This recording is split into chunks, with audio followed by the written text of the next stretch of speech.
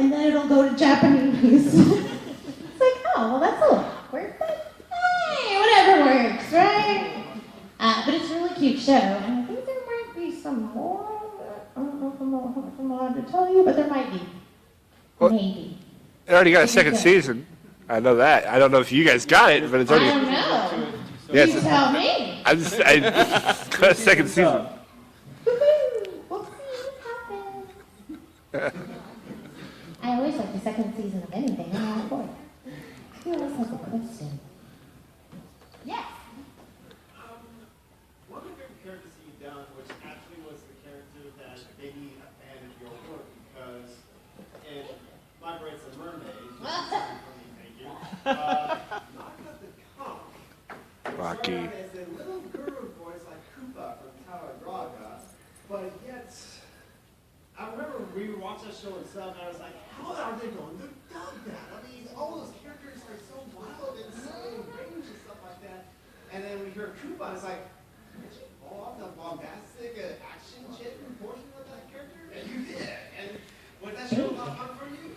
Oh, I love that one because, yeah, she was different. Because I play a lot of, what are they called, tsundere?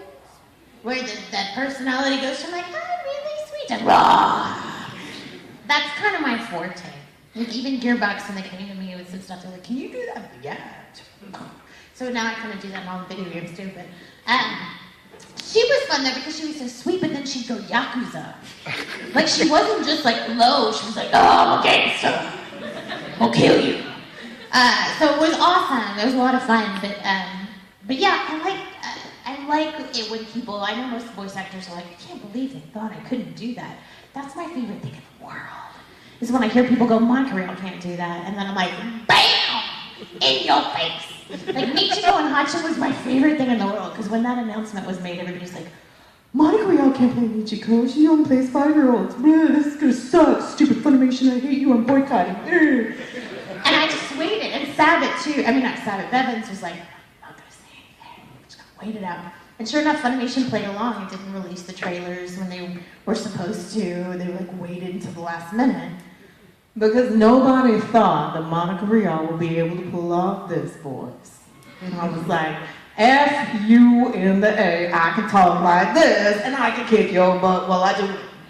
So I mean, like, I love that kind of stuff, though. Like, that's my favorite part, is to like, I like experimenting, and because I've been doing it for such a long time, if all I did every day was play this part, it gets really old after a while. You want something to kind of kick you around and make you think and make you do something different. I still love little girls, and as I say, little girls pay my light bill. Thank you, little girls. But it's nice every once in a while to get to play an adult, or a boy, or a critter, or something unexpected. Or Joe. Do what? Joe. Or Joe. I thought you said a goat. I'm like, I haven't done that yet. You did a penguin. Somebody cast me as a goat. Sign them up. So what is your favorite anime that you go back and watch on your spare time? One that I've been in or one that I haven't been in? Whatever we all probably got animes that top fallback animes, like. My favorite anime film is Perfect Blue. It's so creepy, but I love it. I love it. Yes. It really is creepy, but I love it. The shows that I've been in, I have so many favorites that I love to watch, but I'd say the top, I like a lot of the drama stuff. I love comedy too, but Razafon has a very, very special place in my heart, just because I love that character development in that show. Even if you don't like giant robots, Razafon's a really good one, because it does have a lot of really deep character development. And hair makes me cry. And it's so weird because it's my voice, so you wouldn't think it would make me cry, but it still does.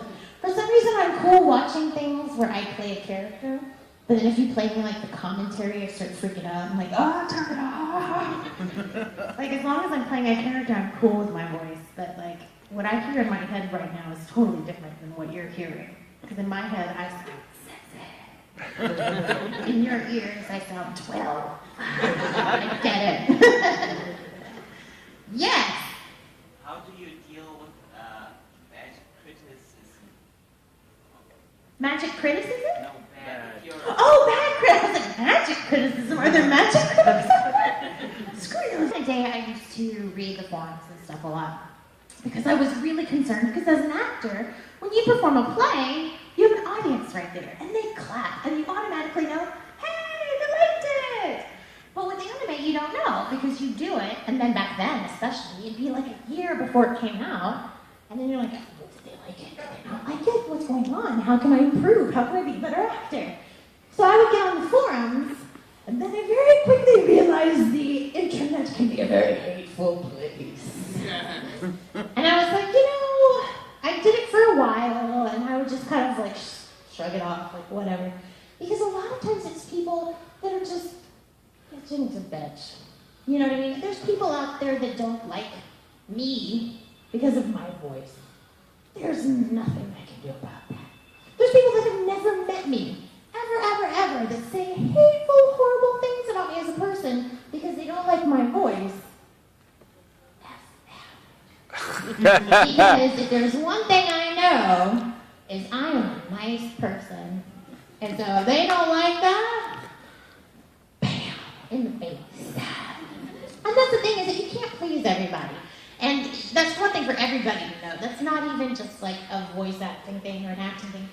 You can't please everybody. There will always be somebody out there that's going to judge you because your skin's too light or your skin's too dark or you're too big or you're too small. Who cares? As long as you're happy with who you are and what you do, none of that other stupid stuff matters. And don't let other people get you down. So yeah, so what I choose to do is I come to conventions, I hang out with people that are cool, and I don't worry about the people that aren't cool. I'm sure they're out there, but you know what, if you spend all the time worrying about the bad stuff, you lose sight of the good stuff. You know what I mean? Like for every person that goes out there and goes, oh my God, I hate Monica Rial, there's somebody that goes, hey, you know what, when I was in the hospital, I watched your DVDs and it made me smile. That makes up for it tenfold. You know what I mean? Screw that one dude. He's probably never met me, and he probably never will. Or my favorite thing is the people that don't know that you know who their Twitter handle is or whatever. And they'll be on Twitter and they're like, I hate Monica Rial. And then you go to a con, and they're the first person in your autograph line. That's happened 3 times. And I always look going, your Twitter handle doesn't happen to be blah blah blah blah blah, and they look horrified. But I'm nice about it. I always say, I'm not going to tell anybody, but how about you lay off? I always play nice. But yeah, you just can't let it get to you. You really can't let it get to you. Yes? Speaking of commentaries, I actually was watching the other day. I want to say it was one of the Oron commentaries, and you mentioned something about Astoria blow-up doll. Where on earth did that come from? It's for me and Michael Tatum being stuck in a booth together. I can't even guarantee that I know what came out of my mouth at that point. I get giddy around Tatum. He makes me happy. I can't say that if there wasn't, if there was a Kyoto doll in existence, I probably wouldn't buy it. But whatever! Especially if you, yeah, right? Especially if you could go like the little Build-A-Bear things, you know how you put the little voice box in it? So I could get Tatum to like record something and put it in there. I would love that doll.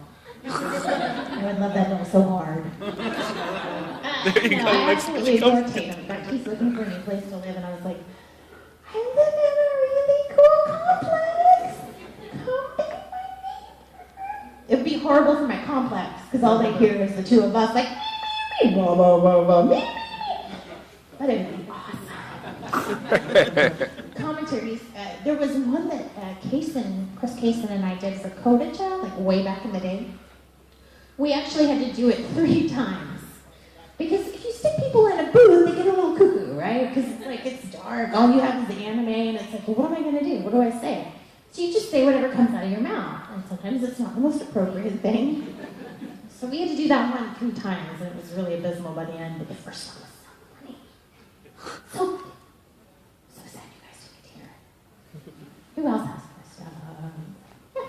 Which of these, if you had an opportunity to do these 2 things, what would you think of doing them? The first one is an Oron Soul Eater crossover where Renge had to be Black Star's Meister, And That would never happen.